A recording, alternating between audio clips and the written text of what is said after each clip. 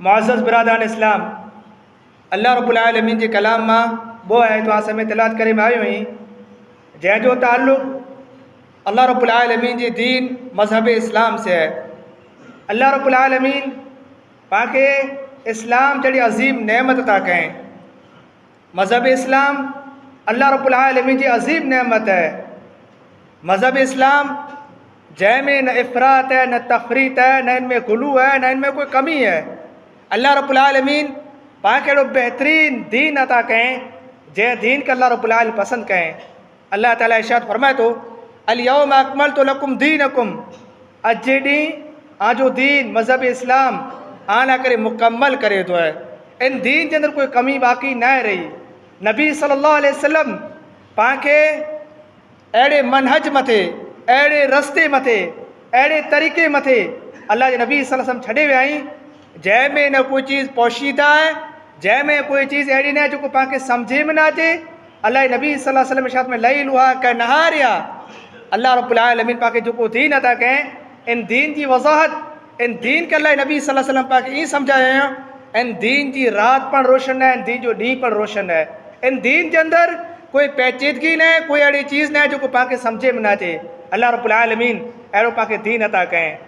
अल यौम अकमलतु लकुम दीनकुम, अज जे ॾींहुं आजो दीन आला करे मुकम्मल करे थो। वातममतु अलैकुम नेमती, मुंहिंजी नेमत आदे पूरी करे थी। वरज़ीतु लकुम इस्लाम दीना, आला करे मज़हब इस्लाम के दीन के तौर मथे पसंद कयो है। अल्लाह रब्बुल आलमीन ॿई आयत में इरशाद फरमाए थो वमन यब्तगी गैरल इस्लाम दीना, जेको इस्लाम छॾे ॿियो कोई तरीक़ो, ॿियो कोई रस्तो अपनाईंदो या ॿिए कंहिं रस्ते जी तलाश निकिरंदो फलन युक़बल मिन्हु, अल्लाह रब्बुल आलमीन उन इंसान वटां इन मज़हब इस्लाम के छॾे ॿियो कोई तरीक़ो, ॿियो कोई मनहज रस्तो अल्लाह रब्बुल आलमीन क़बूल नहीं करे। वहुव फिल आखिरति मिनल ख़ासिरीन, अरे अहिड़ो इंसान आख़िरत में नुक़सान वारे मां हूंदो। इहो आहे तो समय तिलावत करे में आयो हुई। अज इन खुतबे जे अंदरि समय वो चीज़ूं बयान करे कोशिशि कंदुसि। हिकिड़ी चीज़ था बिदअत जेको अॼु पंहिंजे माशरे जे अंदरि अची वई है। ये इलाक़ो, ये समाज, ये मुआशरो, पंहिंजो इलाक़ो बनी पच्छम जो इलाक़ो ख़ासि कर जंहिंजे बारे में मिसाल ॾिनी अचे थी कि जीअं पत्थर मथे लकीर खेचे मथे ये लकीर कॾहिं नाहे मिटी वरी। अने पच्छम वारे खे जेको तौहीद मिली है ये तौहीद कॾहिं ख़त्म नहीं थिए। अहले पच्छम वारा कॾहिं तौहीद जो सौदो नहीं कई। लेकिन अॼु पाण डरियूं था, अॼु जेको सोशल मीडिया जो ज़मानो है, इन सोशल मीडिया के ज़माने मथे ये चीज़ वायरल थी थी कि अहले तौहीद पच्छम वारा पंहिंजी तौहीद जो सौदो करे चुका आहिनि। उन में हिकिड़ी चीज़ वॾी ई है कि पंहिंजे अंदरि शिरकिया कम घणे अची विया, घणे शिरकिया कम पण अची विया। अने साथ साथ पंहिंजे अंदरि बिदअत, खुराफात, रस्मो रिवाज अने अहिड़ी तरह से बिदअतीअ खे पनाह ॾियणी, उहो बिदअती जंहिंजे बारे में नबी सल्लल्लाहु अलैहि वसल्लम इरशाद फरमाई था कि अल्लाह रब्बुल आलमीन जी लानत वसे थी अहिड़े बिदअतीअ मथे जेको दीन जे अंदरि अहिड़ियूं चीज़ूं दाख़िल कयो जंहिं दीन जे अंदरि दीन जो हिस्सो न आहे, अहिड़ी चीज़ खे दाख़िल कयो अने इन जो इस्तक़बाल कयो, इन जो स्वागत कयो अने इन खे इज़त वक़ार ॾिनो। जंहिं बिदअतीअ मथे अल्लाह रब्बुल आलमीन जी लानत वसे थी, जंहिं बिदअतीअ मथे अल्लाह रब्बुल आलमीन जी लानत वसे थी। अने नबी सल्लल्लाहु अलैहि वसल्लम हदीस में इरशाद फरमाई था जंहिंजो ताल्लुक़ मदीने से है। नबी सल्लल्लाहु अलैहि वसल्लम हदीस में इरशाद फरमाई था कि मदीने के अंदर अगर कोई कंहिं बिदअती के पनाह ॾे थो तो उन मथे अल्लाह जी पण लानत वसे थी, फ़रिश्तनि जी लानत वसे थी, दुनिया जे तमाम इंसान जी लानत वसे थी। ई बिदअती जंहिंजे बारे में उलमाए सलफ़ जेको पंहिंजा उलमा गुज़रिया आहिनि, साहबा इकराम, ताबईन, तबे ताबईन, तंहिंखां पुठियां उम्मत जा जेतिरा पण उलमा आया, इन उलमा जो इजमा है, इन उलमा जो इन ॻाल्हि मथे इत्तिफ़ाक़ है कि बिदअतीअ खां परहेज़ करणु खपे, बिदअतीअ खां दूर रहणु खपे। ऐं इन बिदअती जो पाण इस्तक़बाल कयूं था, इन खे पाण इज़त ॾियूं था, पंहिंजी जो शान वक़ार बयानु कयूं था, पंहिंजी तौहीद जी जेको गैरत हुई इहा गैरत ख़त्म थी वई। जो कोई पच्छम जो इलाइक़ो जंहिं मथे कॾहिं फ़ख़्रु कंदा हुआसीं कि तौहीद मथे मौजूदु है, ये पच्छम जो इलाइक़ो जंहिं जे उलमा जे ज़रिया जेको उलमा जी हिकिड़ी वॾी तादाद तयारु कयनि, जिन उलमा जे ज़रिया पूरे कच्छ इलाइक़े खे फ़ाइदो थिए थो अने पूरो इलाइक़ो कच्छ तौहीद मथे आयो, बिदअत रस्म रिवाज खां दूर थियो, शिरक खां दूर थियो। जिन पच्छम जो उलमा जे ज़रिया कच्छ वारे खे तौहीद मिली, हिदायत मिली, अॼु इन पच्छम वारे जे तौहीद वारे जे अंदरि बिगाड़ अचे पियो, इन पच्छम वारे तौहीद वारे जे अंदरि बिगाड़ अचे पियो। उन बिदअत जा या उन बिगाड़े रस्ता असां में बयानु कंदुसि मुख़्तसरन त ई नबी सल्लल्लाहु अलैहि वसल्लम अल्लाह रब्बुल आलमीन जो नबी के पाके दीन अता कयो नबी सल्लल्लाहु अलैहि वसल्लम पाके दीन अहिड़ो अता कयो जंहिं दीन जे अंदरि कोई पेचीदगी बाक़ी न आहे। अल्लाह रब्बुल आलमीन ई दीन पाके अता कयो लेकिन पा मुसलमान पा तौहीद वारा इन दीन जे अंदरि ना रास्ता अपनायूं था, इन दीन जे अंदरि बिगाड़ पैदा करे कोशिशि कयूं था। चंद मिसालूं असां मां बयानु कंदोसीं। अने पान के मामूली समझो था, पान का परहेज़ नथा कयूं, पा इन चीज़ के मामूली समझो था, इन चीज़ के पा परहेज़ नथा कयूं। हिकिड़ी मिसाल असां बयानु कई आहे कि पा पिण खे तौहीद वारा समझो था, अने पा इन चीज़ मथे मुतमन आहियूं कि पा वटि तौहीद मौजूद है, इन जे ज़रिया पाण खे कंहिं नुक़सान नहीं थिए। लेकिन नुक़सान कोन थियो असां बयानु कया जी सही बुखारी जो रावी है इमरान बिन हत्तान, सही बुखारी जो रावी है इमरान बिन हत्तान। इमरान बिन हत्तान वो इंसान है, वो शख्सियत हुई जैटा इमाम बुखारी रहमतुल्लाह रिवायतूं गणो अने सही बुखारी जे अंदरि रिवायत खे नक़ल कयो। इमरान बिन हत्तान जे बारे में अचे थो, इमरान बिन हत्तान जे बारे में अचे थो कि हिकिड़ी ख़ारजी औरत सां निकाह कयईं। इमरान बिन हत्तान हिकिड़ी ख़ारजी औरत सां निकाह कयईं। ख़वारिज ये अहिड़ो फ़िरक़ो पहलो फ़िरक़ो है जेको बिदअत इस्लाम जे अंदरि जेको पहली बिदअत पैदा थी है वो ख़वारिज जे फ़िरक़े जे ज़रिए पैदा थी है। हज़रत अली रज़ी अल्लाह तआला अन्हु हज़रत अमीर मुआविया रज़ी अल्लाह तआला अन्हु दरमियान जंहिं लड़ाई थी ये ख़वारिज जो फ़िरक़ो ॿाहिरि निकिरियो अने चऊं कि हज़रत अली रज़ी अल्लाह तआला अन्हु काफ़िर है, हज़रत अमीर मुआविया रज़ी अल्लाह तआला अन्हु काफ़िर है, हज़रत अमर बिन आस रज़ी अल्लाह तआला अन्हु काफ़िर है, अबू मूसा अशरी रज़ी अल्लाह तआला अन्हु काफ़िर है। उन्हीं जलीलुल क़द्र साहब इकराम के काफ़िर चऊं जंहिंजी फ़ज़ीलत अल्लाह क़ुरान में बयानु कयईं, जंहिंजी फ़ज़ीलत नबी सल्लल्लाहु अलैहि वसल्लम हदीस में बयानु कयो। ये ख़वारिज जो फ़िरक़ो पैदा थियो अने इस्लाम जे अंदरि पहली बिदअत पैदा थी अने ये ख़वारिज जो फ़िरक़ो उन में हिकिड़ो हुरूरिया फ़िरक़ो या घणे अहिड़ा फ़िरक़ा हुआ। हज़रत अली रज़ी अल्लाह तआला अन्हु उन जे हिकिड़े फ़िरक़े खे आग जे ज़रिया ॿारे, हज़रत अली रज़ी अल्लाह तआला अन्हु आग जे ज़रिया ॿारे। हज़रत अली रज़ी अल्लाह तआला चयो अली असांजो अल्लाह तूं ई आहे, असांजो महबूब तूं ई आहे, असांजो अल्लाह तूं ई आहे, असांजो इलाह तूं ई आहे। ई पहली बिदअत इस्लाम जे अंदरि जेको पैदा थी हज़रत साहबा इकराम रिज़वानुल्लाह अलैहिम अजमईन जे ज़माने में पैदा थी अने ख़वारिज जे ज़रिया पैदा थी, ख़वारिज जे ज़रिया पैदा थी। हज़रत अली रज़ी अल्लाह तआला अन्हु जे ज़माने जे अंदरि हज़रत अमीर मुआविया रज़ी अल्लाह तआला अन्हु ज़माने जे अंदरि तव्हां सां किस्सो बयानु कयो सते कि इमरान बिन हत्तान जेको सही बुखारी जो रावी है, सही बुखारी जो रावी है, बुखारी जे अंदरि रिवायतूं मौजूद आहिनि, हदीसूं मौजूद आहिनि। इमरान बिन हत्तान हिकिड़ी ख़ारजी औरत से निकाह कयईं, नियत खासी हुई, नियत करो हुई, नियत ही हुई कि इन ख़ारजी औरत खां तौहीद मथे खणी अचां, इन ख़ारजी औरत से निकाह करे ऐं तौहीद मथे खणी अचां।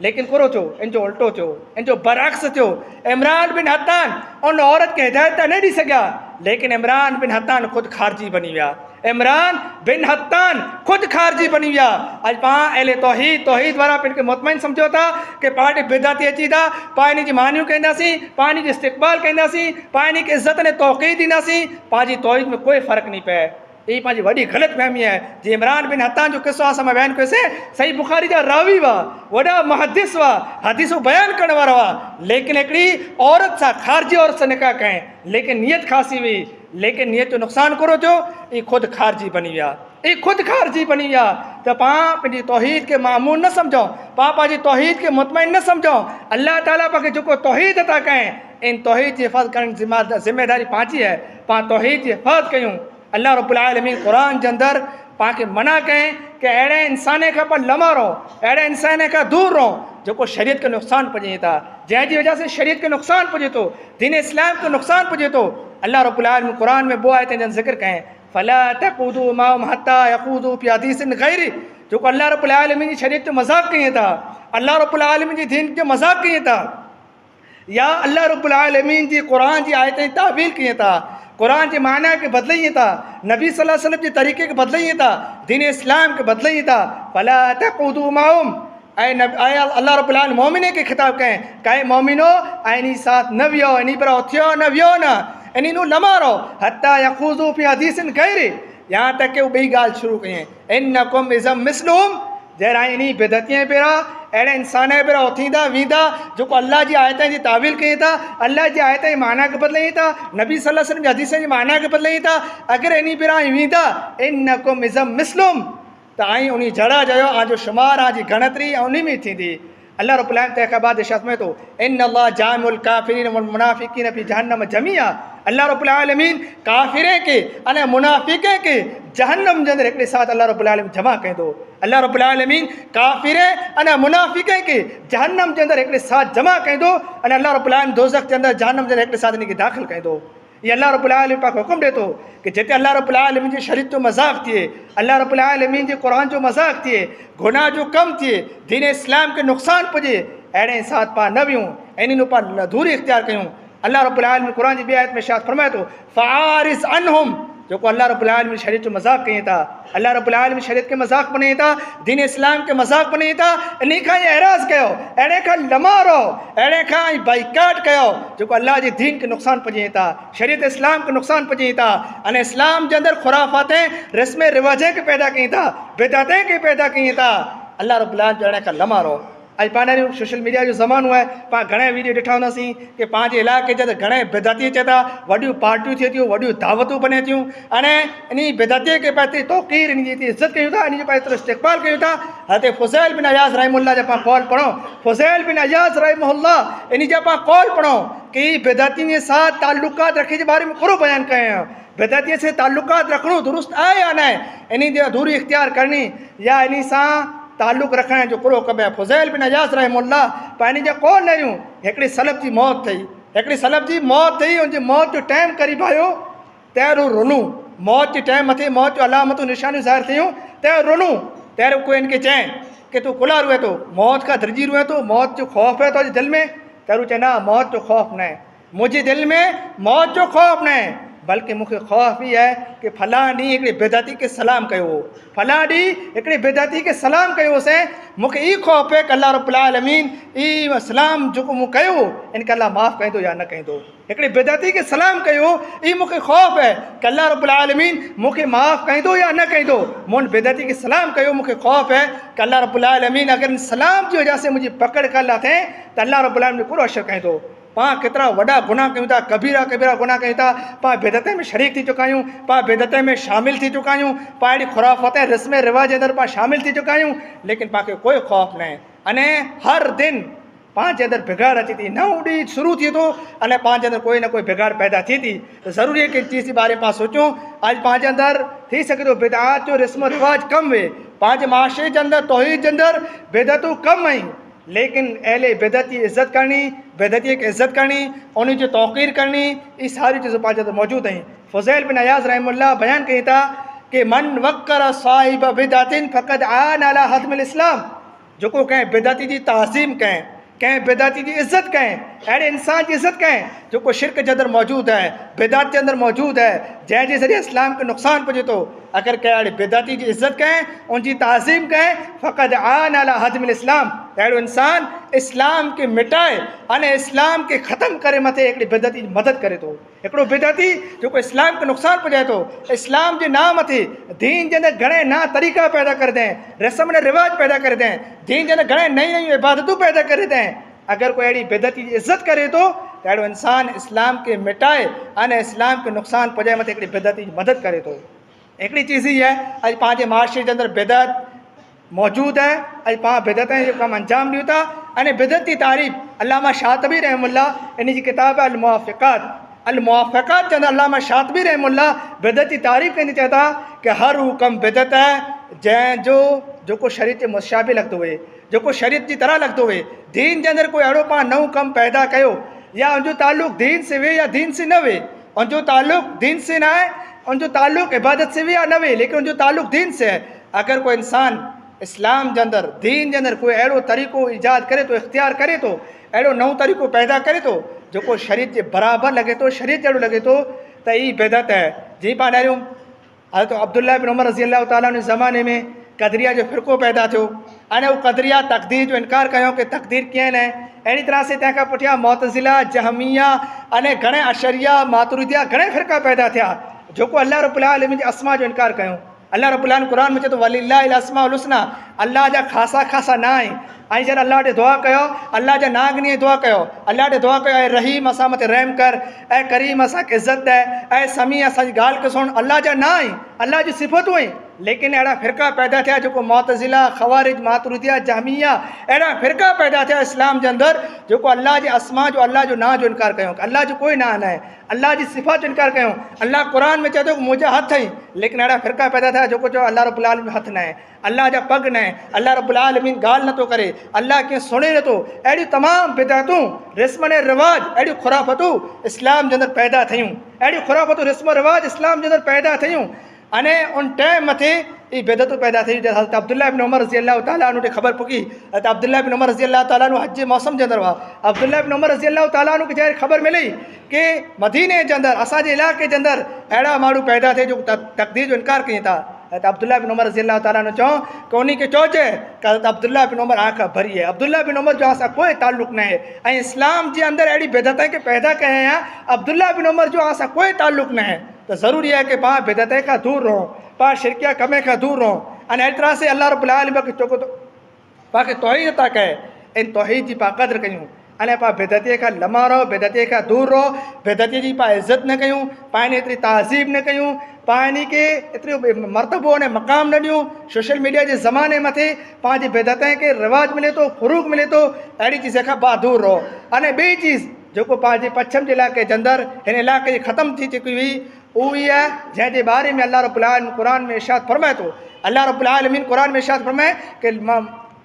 अल्लाह रब्बुल आलमीन इरशाद फरमाए थो लियुज़िल्ल अन सबीलिल्लाह, आमे घणे अहिड़ा माण्हू हूंदा यश्तरून लहवल हदीस, जेको अहिड़ा खेल जा सामान ख़रीदे था, अहिड़ा बनाओ, अहिड़ा प्रोग्राम बणाइनि था जंहिंमां अल्लाह रब्बुल आलमीन जंहिंखां मना कयईं, यानी संगीत म्यूज़िक अहिड़ी तरह जी चीज़ूं जेको विकामतियूं गिने था, अहिड़ा सामान गिने था। अने तंहिंखां पुठियां लियुज़िल्ल अन सबीलिल्लाह, यानी मक़सदु हीअ आहे कि अल्लाह रब्बुल आलमीन जे रस्ते खां माण्हू खे गुमराह कयईं, अल्लाह रब्बुल आलमीन जे रस्ते खां माण्हू खे गुमराह कयईं। अल्लाह रब्बुल आलमीन अहिड़े बारे में फलाहुम अज़ाबुन अलीम, अहिड़े इंसान खे अल्लाह रब्बुल आलमीन रुसवा करे अहिड़ो दर्दनाक अल्लाह रब्बुल आलमीन अज़ाब अता कई थो। इहा पण चीज़ अॼु पंहिंजे माशरे ते अची वई आहे। अॼु पाण कोई पण अहिड़ियूं कोई पण वीडियो आहे या कंहिंजो पण मौत थियो आहे उन मथे पाण खे संगीत मिलंदी, पाण खे म्यूज़िक मिलंदी, इहा चीज़ मिलंदी जंहिंजे बारे में इस्लाम एतिरी सख़्तु तंबीह कयईं। नबी सल्लल्लाहु अलैहि वसल्लम जी हदीसूं मौजूदु आहिनि जंहिंमें अल्लाह नबी सल्लल्लाहु अलैहि वसल्लम इरशाद फरमाए था सौतान मलऊनान फि दुनिया वल आखिरा मिज़मारुन इंद निअमतिन व रन्नतुन इंद मुसीबतिन। वो आवाज़ अहिड़ियूं जेको अल्लाह रब्बुल आलमीन खे नापसंद आहिनि, जंहिं मथे अल्लाह रब्बुल आलमीन जी लानत वसी थी। वो आवाज़ अहिड़ियूं जंहिं मथे अल्लाह जी लानत वसी थी। मिज़मारुन इंद निअमा, ख़ुशी जे मौक़े मथे संगीत वॼाइणो, ख़ुशी जे मौक़े मथे संगीत वॼाइणो, व रन्नतुन इंद मुसीबतिन, अने मुसीबत मौत मथे इहा आवाज़ जेको कढी में अचे थी, इहा बोए आवाज़ अल्लाह खे नापसंद आहे, इन मथे अल्लाह रब्बुल आलमीन जी लानत वसी थी। अने इहा आवाज़ इहा संगीत जंहिं मथे नबी सल्लल्लाहु अलैहि वसल्लम वईदूं मौजूदु आहिनि, जंहिंमें अल्लाह नबी सल्लल्लाहु अलैहि वसल्लम इरशाद फरमाए था कि अल्लाह रब्बुल आलमीन शक्ल बदिले थो, यस्तहिलून अल हिर वल हरीर वल ख़मर वल माज़िब। घणे क़ौमूं अहिड़ियूं अचनियूं जेको इन चीज़ खे हलाल समझनियूं, जेको इन चीज़ खे हलाल समझनियूं। अने अॼु मुसलमान तौहीद वारा इन चीज़ खे हलाल समझी चुका आहिनि। संगीत के गुनाह नथा समझें, म्यूज़िक के गुनाह नथा समझें, कलाम के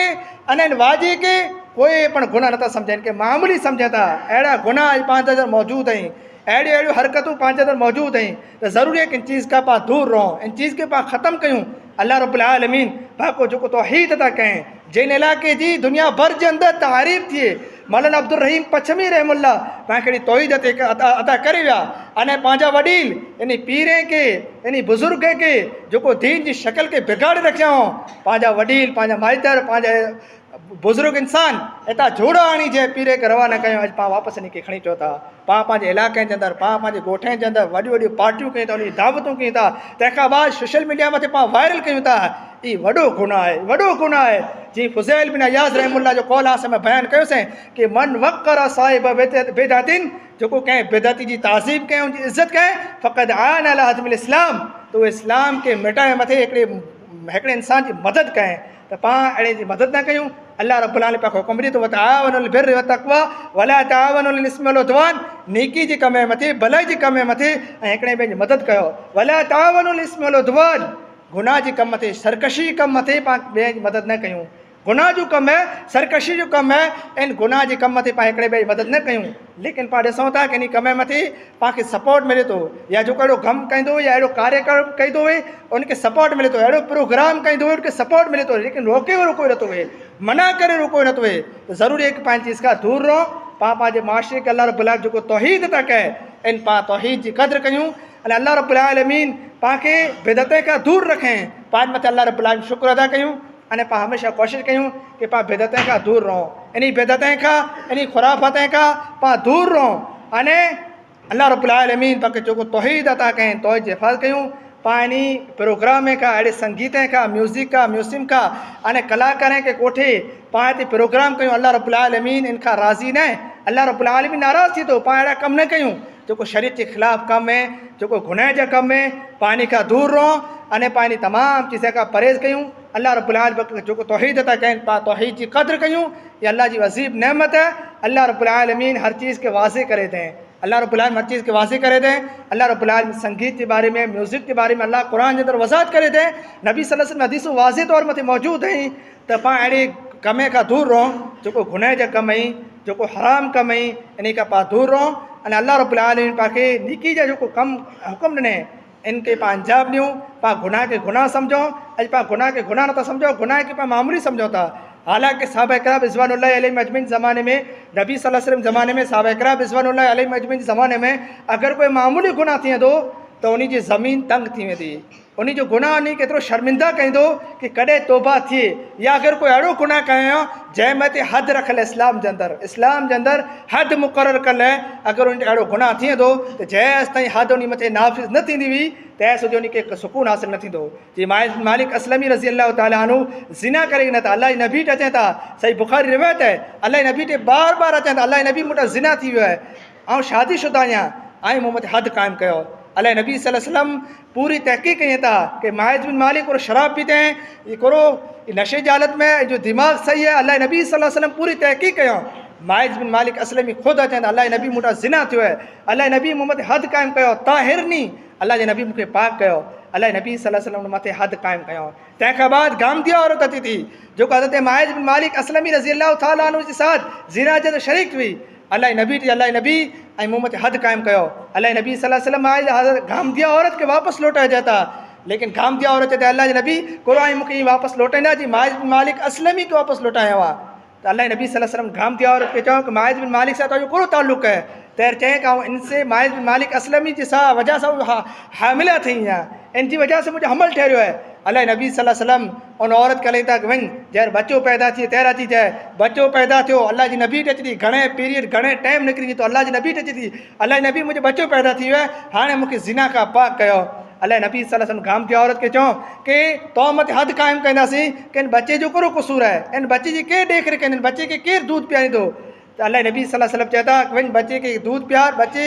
जे जर बोरे जा या रज़ात जो टाइम है या बच्चो खाइण सीखे जर बच्चो खाइण सीखे तर अची जाए तो मत हद क़ाइमु थी थी जर बच्चो रोटी खाइण लगे तो खाइण सीखे तो बच्चे हथ में रोटी खणी अचे थी अल्लाह नबी के अल्लाह नबी मुंहिंजो बच्चो खाइण जे लाइक़ु थी रहियो आहे अल्लाह नबी हाणे मूंखे हद मथां क़ाइमु मूं मथे हद क़ाइमु कयो ज़िना खां पाक कयो लेकिन पा मुसलमान घणे ज़िना कयूं था इन ज़िना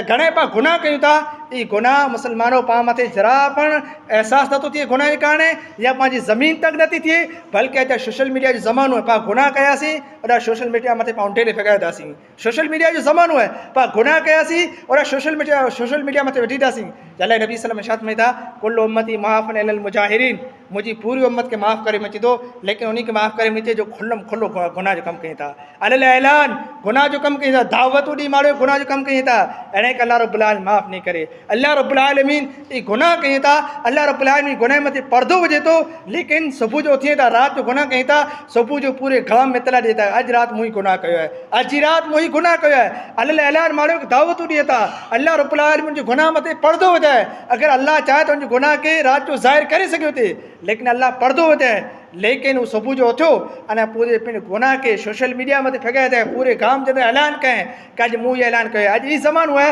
अल्लाह नबी सल्लल्लाहु अलैहि वसल्लम में था कि अड़े खुल्लम खुले गुनाह करण वारे अल्लाह रब्बुल आलमीन माफ़ नहीं करे अल्लाह रब्बुल आलमीन अड़े खुल्लम खुले गुनाह करण वारे अल्लाह रब्बुल आलमीन माफ़ नहीं करे सोशल मीडिया ज़मानो है पा पंहिंजे गुनाह जो ऐलान सोशल मीडिया मथे कयूं था फेसबुक मथे इंस्टाग्राम मथे ॿिया सोशल मीडिया जो जेको एप्लीकेशन ऐप ऐं प्लेटफॉर्म इन प्लेटफॉर्म मथे पा पंहिंजे गुनाह जो ऐलान कयूं था इन चीज़ खां पाण खे दूर रहणु खपे अॼु पाण ख़ुदि गुनाह कयूं था अने ॿिए खे पिणु गुनाह जे अंदरि शामिलु कयूं था संगीत वे या बिदातें जो कार्यक्रम वे या इस्तक़बाल वे इन तमामु कम जे अंदरि पाण शरीक थियूं था इन चीज़ खां पाण दूर रहो अल्लाह ॾे दुआ अल्लाह रब्बुल आलमीन पाण मुसलमान खे हिदायत नसीब करे अल्लाह रब्बुल आलमीन जेको तौहीद अता करें इन तौहीद जे अल्लाह रब्बुल आलमीन हिफ़ाज़त करण तौफ़ीक़ नसीब फरमाए अल्लाह रब्बुल आलमीन नबी सल्लल्लाहु अलैहि वसल्लम जो शरीयत है इन शरीयत में अल्लाह रब्बुल आलमीन पाक पाबंद रहण तौफ़ीक़ नसीब फरमाए अल्लाह रब्बुल आलमीन बिदअतीअ खां मुशरिक़ खां अल्लाह रब्बुल आलमीन गुनाह जे कम करण वारे खां अल्लाह रब्बुल आलमीन पाक परहेज़ करण जी दूर रहण जी अल्लाह रब्बुल आलमीन पाक तौफ़ीक़ नसीब फरमाए। अने अल्लाह रब्बुल आलमीन पाक जो तौहीद अता कई अल्लाह रब्बुल आलमीन इन तौहीद मथे पाक कायम दायम रहण तौफ़ीक़ नसीब फरमाए। अल्लाह रब्बुल आलमीन पाक जैसे जिंदा रखी ईमान इस्लाम मथे जिंदा रखी जै पांचो खात्मो थी ईमान जालत में इस्लाम जालत में नेक अमल जालत में तौहीद मथे अल्लाह रब्बुल आलमीन खात्मिल खैर नसीब फरमाए। बारकल्लाहु ली व लकुम फिल कुरानिल अज़ीम व नफ़अनी अल्लाहु बिमा फ़ीहि मिनल आयाति व ज़िक्रिल हकीम इन्नहु तआला जवादुन करीमुन मलिकुम व रऊफ़ुर रहीम।